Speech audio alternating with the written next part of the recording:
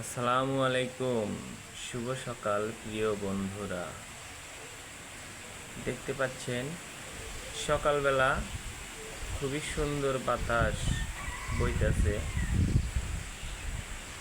2 দিন হলো, গত 2 দিন এত গরম গেছে, আসলে খুবই গরম। সবাই হয়তো বুঝতে পাচ্ছেন, খুবই গরম। এবং রাত্রিবেলাও খুবই গরম। বাতাস বাতাস তো নাইকেই, খুবই গরম ছিল।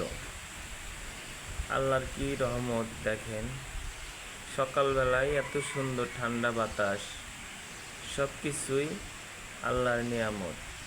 তাই ভাই, ধৈর্য ধরতে হবে, ধৈর্য ছাড়া উপায় নাই।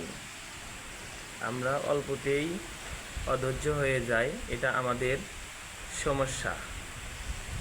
তাই ধৈর্য থাকতে হবে, আল্লাহর উপর বিশ্বাস রাখতে হবে। আল্লাহ সব কিছু পারেন। সবাই ভালো থাকুন, সুস্থ থাকুন।